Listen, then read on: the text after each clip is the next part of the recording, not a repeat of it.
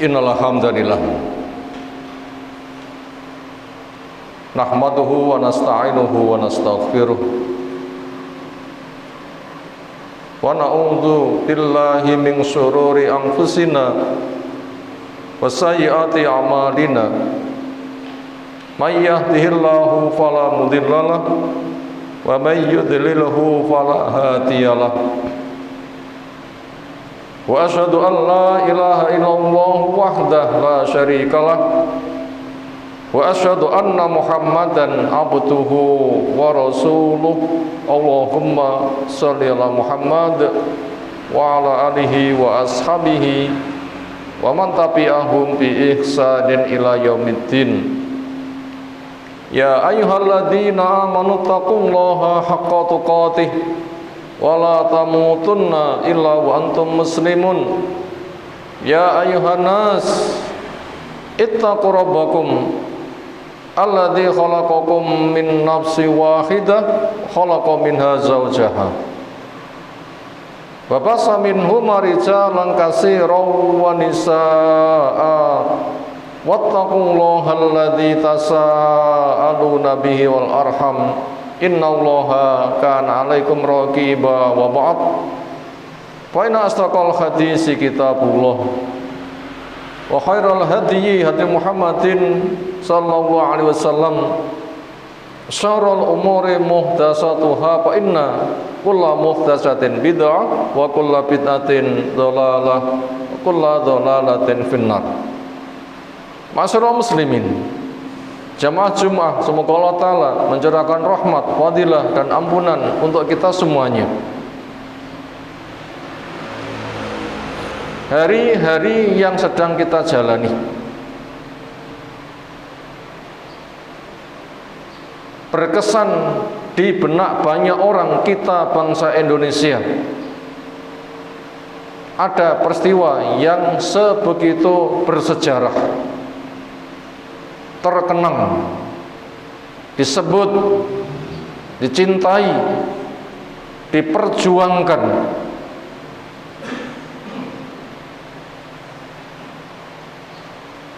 Di sana berkait dengan kemerdekaan yang siapapun mencintai, gak mau terjajah, ingin mendapatkan kemanfaatannya maksimal. Ketika ada yang mengusik, maka dia akan membelanya.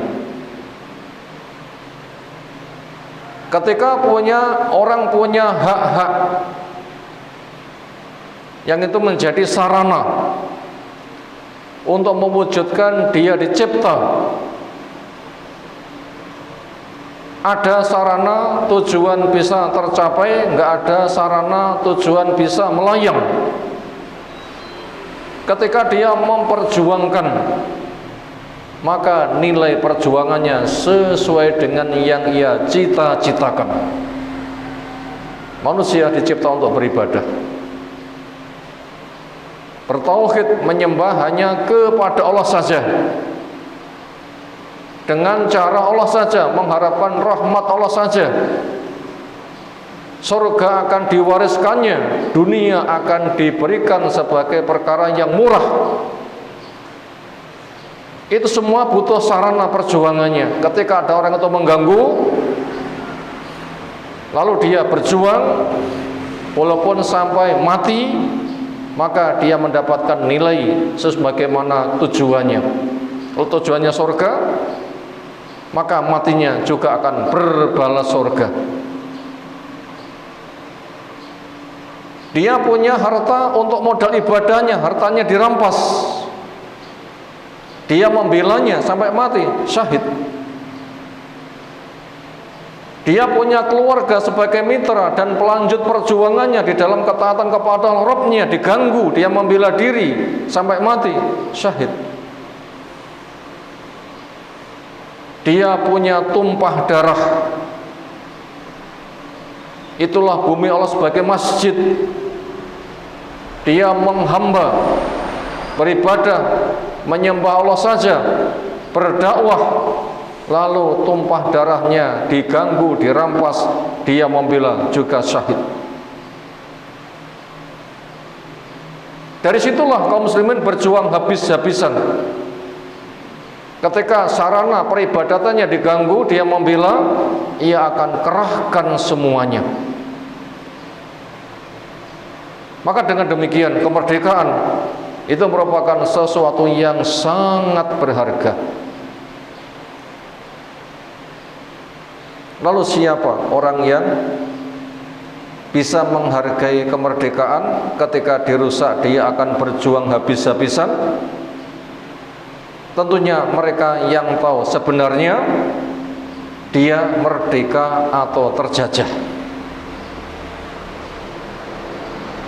Bila dijawab terjajah, juga harus tahu siapa sang penjajah.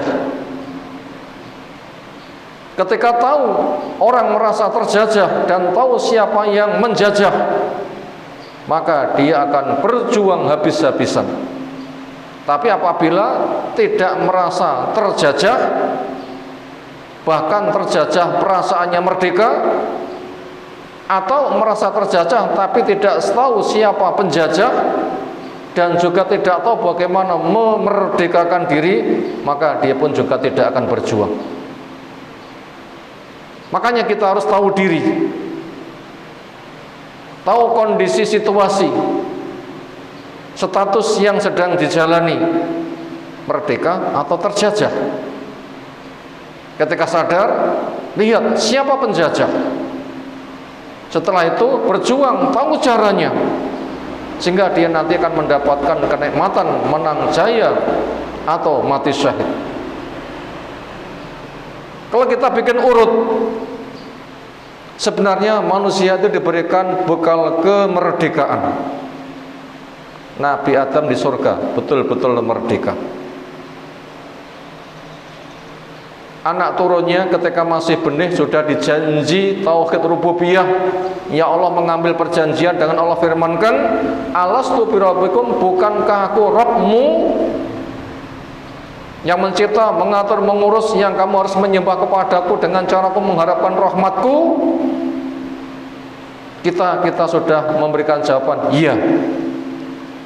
Bertauhid berarti merdeka. Demikian juga ketika kita tuh lahir, fitrah, belum balik kok mati, surga, itu juga merdeka. Dan ketika kita mendapatkan amanah hidup, ketika masuk masa balik sudah mendapatkan pembekalan supaya selalu menghamba kepada Allah Ta'ala, sehingga kita mendapatkan bimbingan wahyu, adanya Rasul, adanya peri kehidupan para sahabat sebagai contoh real yang dijaga sebagai contoh untuk orang dari masa ke masa, dan Allah menjamin selalu ada yang berdakwah dari masa ke masa. Lalu kita mempelajari ilmu syar'i, Al-Quran dipahami dengan sunnah yang sahih, diamalkan sebagaimana para sahabat. Lalu kita bertauhid, lalu kita memakmurkan masjid untuk sholat, betul-betul menghamba kepada Allah, sholat dengan khusyuk, nggak ada gangguan. Kita bisa bekerja dengan halal, kita bisa berderma dengan barang yang thayyib, kita bisa berdakwah mengajak manusia mari menyembah kepada Allah saja, lalu kita mati husnul khotimah, itu juga merdeka. Lalu siapa kalau gitu penjajahnya? Penjajahnya adalah ibu bapak ketika jima tidak berdoa dengan bismillah, Allahumma janibna syaitan wa janibi syaitan ma razaqtana, dengan menyebut nama Allah, ya Allah tolonglah saya, ya Allah jauhkan kami dari setan, jauhkan rezeki ini dari serobotan setan. Bila ditakdirkan nanti dari jima punya anak, tidak akan dimudorotkan setan. Itu cara menjaga merdeka. Bila enggak doa, berarti bapak ibu yang mengundang musuh, sehingga akan terjajah, karena janin berpotensi akan dimudorotkan setan. Itu penjajah.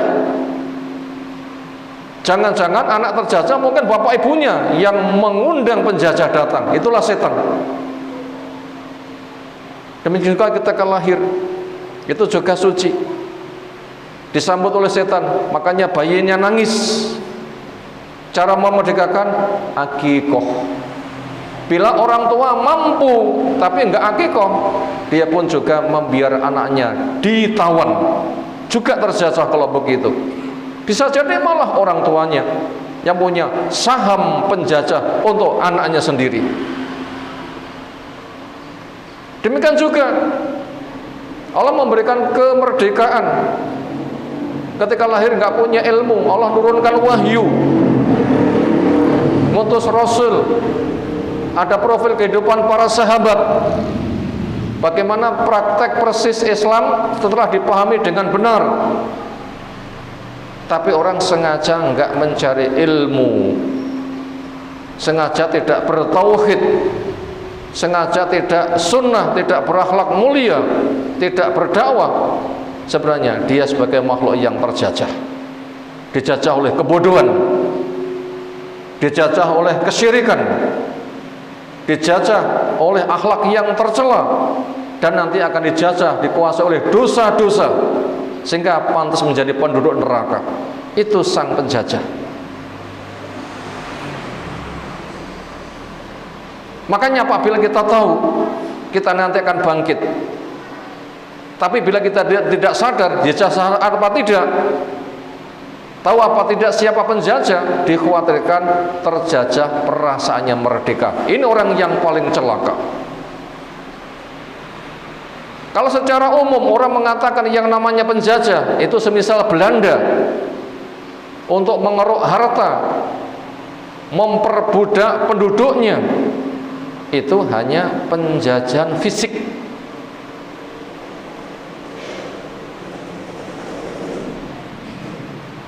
Karena kerusakan batin, karena fisik dipengaruhi batin. Sebagaimana pesan Nabi SAW, ala inna fil jasadi mudghah idza saluhat saluhal jasadu kulluh wa idza fasadat fasadal jasadu kulluh ala wa hiya al-qalbu. Ketahuilah pada badan manusia ada segumpal darah, bila baik baiklah semuanya, bila buruk buruklah semuanya. Apa segumpal darah itu? Hati. Bila hati sudah jauh dari petunjuk Allah, ilmu syar'i enggak ada, tauhid enggak ada, keikhlasan enggak ada, akhirnya apa bedanya dia dengan binatang? Ketika lapar menghalalkan segala cara, tanamannya atau bukan enggak ngerti, yang memberi makan dia majikannya atau musuh juga enggak ngerti. Ini orang yang betul-betul keblinger, dijajah enggak sadar. Dan ini banyak menghantaui. Makanya penjajah yang paling utama adalah penjajah hati. Bila hati sudah seperti hewan, dia akan menuhankan kepada siapa yang memberi makan, musuh atau bukan musuh. Musuh memberi makan untuk menghancurkan. Maka daripada itu, sampai bangsa Indonesia dijajah Belanda katanya 350 tahun. Kenapa? Itu bukan karena kuatnya penjajah, tetapi masyarakat memang hatinya terjajah oleh kebodohan, terjajah oleh kesyirikan, terjajah oleh hawa nafsu, sehingga yang ia tuhankan yang bisa memuaskan nafsunya. Kita ulang kembali, kelasnya hewan, dia tidak melihat siapa yang memberi makan, yang penting mangan seneng, mangan seneng. Ini yang menyebabkan orang itu mengalami kelemahan habis-habisan. Maka daripada itu, siapa yang ingin memerdekakan diri, maka merdekakan hati-hati kita semuanya.